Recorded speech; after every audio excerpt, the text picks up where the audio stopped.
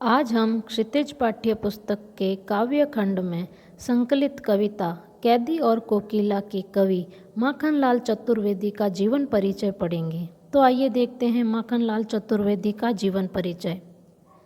माखनलाल चतुर्वेदी का जन्म मध्य प्रदेश के होशंगाबाद जिले के बाबई गांव में सन 1889 में हुआ। मात्र 16 वर्ष की अवस्था में वे शिक्षक बने।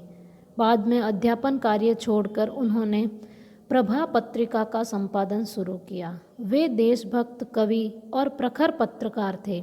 उन्होंने कर्मवीर और प्रताप का भी संपादन किया। सन 1968 में उनका देहांत हो गया। अब उनकी जो रचनाएं हैं वो देखिए। हिम किरीटनी, साहित्य देवता, हिम तरंगिणी, वेणु लो गूंजे धरा उनकी प्रमुख कृतियां हैं। उन्हें पद्म भूषण एवं साहित्य अकादमी पुरस्कार से सम्मानित किया गया है। माखनलाल चतुर्वेदी की रचनाएं राष्ट्रीय भावना से युक्त है। उनमें स्वतंत्रता की चेतना के साथ देश के लिए त्याग और बलिदान की भावना मिलती है। इसलिए उन्हें एक भारतीय आत्मा भी कहा जाता है। तो उनको एक भारतीय आत्मा उपनाम से भी पुकारा जाता है। इस उपनाम से उन्होंने कई कविताएं भी लिखी हैं। वे एक कवि कार्यकर्ता थे और स्वाधीनता आंदोलन के दौरान कई बार जेल गए। उन्होंने भक्ति, प्रेम और प्रकृति संबंधी कविताएं भी लिखी। चतुर्वेदी जी कविता में शिल्प की तुलना में भाव को अधिक महत्व देते हैं। उन्होंने परंपरागत छंदबद्धता रचना के अनुकूल शब्दों का भी प्रयोग किया है। तो अब आइए देखते हैं इसका पाठ परिचय। ब्रितानी उपनिवेशवाद, ब्रितानी का अर्थ होता है ब्रिटिश। उपनिवेशवाद के शोषण तंत्र का बारीक विश्लेषण करती कैदी और कोकिला कविता बहुत लोकप्रिय रही है। यह कविता भारतीय स्वाधीनता सेनानियों के साथ जेल में किए गए दुर्व्यवहारों और यातनाओं का मार्मिक साक्ष्य प्रस्तुत करती है। तो इस कविता में कवि श्री माखनलाल चतुर्वेदी ने उस समय का वर्णन किया है जब हमारा देश गुलाम था और भारतीयों को जेल में डाल दिया जाता था। तो भारतीयों के साथ जो अंग्रेज दुर्व्यवहार करते थे जेल में, वह सब इस कविता के माध्यम से कवि ने व्यक्त किया है। कवि जेल में एकाकी और उदास है। एकाकी का अर्थ है अकेले हैं और उदास है। कोकिल, कोकिल का अर्थ कोयल, से अपने मन का दुख, असंतोष और ब्रितानी का अर्थ वही ब्रिटिश शासन के प्रति अपने आक्रोश को व्यक्त करते हुए कहता है कि यह समय, अब ये किसको कह रहे हैं? उस कोयल को, कि यह समय मधुर गीत गाने का नहीं बल्कि मुक्ति का गीत सुनाने का है। कवि को लगता है कि कोयल भी पूरे देश को एक कारागार का अर्थ होता है जेल, कारागार के रूप में देखने लगी है। इसीलिए अर्धरात्रि में चीख उठी है।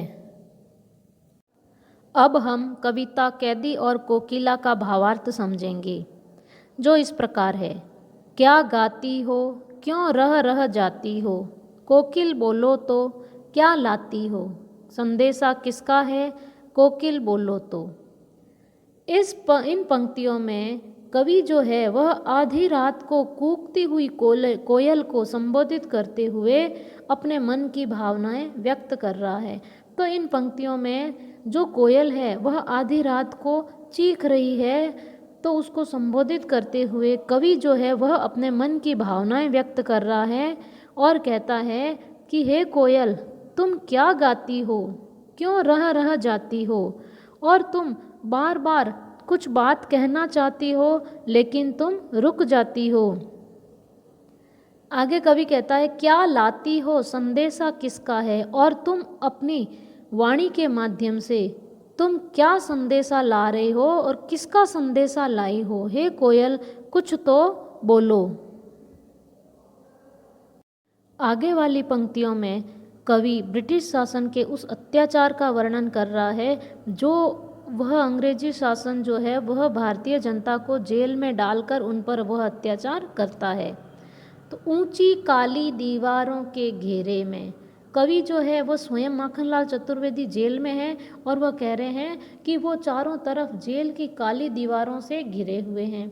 डाकू चोरों बटमारों के डेरे में। और जेल जो है वह तो डाकू चोर और बटमार का अर्थ भी डाकू या बदमाशी होता है। तो डाकू चोर और बटमारों का आवास होता है जेल तो, और उस जेल में हम स्वतंत्रता सेनानियों को रहना पड़ रहा है। जीने को देते नहीं पेट भर खाना, और जो अंग्रेज़ों के जो सिपाही है वह जीने के लिए उनको स्वतंत्रता सेनानियों को पेट भर खाना भी नहीं देते हैं, मरने भी देते नहीं, तड़प रह जाना, और ना उनको मरने देते हैं, जिसके कारण वे लोग जेल में तड़प रहे हैं। जीवन पर अब दिन रात कड़ा पहरा है, और जो स्वतंत्रता सेनानी जेल में बंद है उन पर अंग्रेज़ों के सिपाही दिन रात कड़ा पहरा रखते हैं।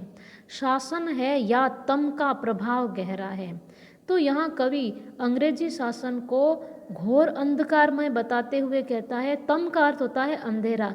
तो यहाँ कवि ये कह रहे हैं कि यह अंग्रेजी शासन है, यह गहरे अंधकार का प्रभाव है। हिमकर निराश कर चला रात भी काली है। हिमकर का अर्थ होता है चंद्रमा।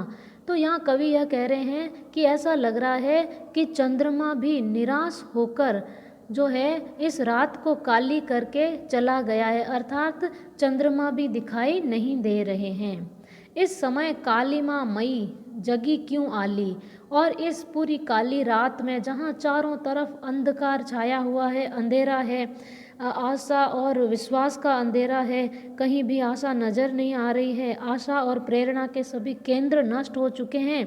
ऐसे समय में जो है कालीमा मई, जो कालीमा से युक्त, काली जो कोयल का रंग भी काला होता है, तो कालीमा से युक्त कोयल तुम क्यों जाग रही हो।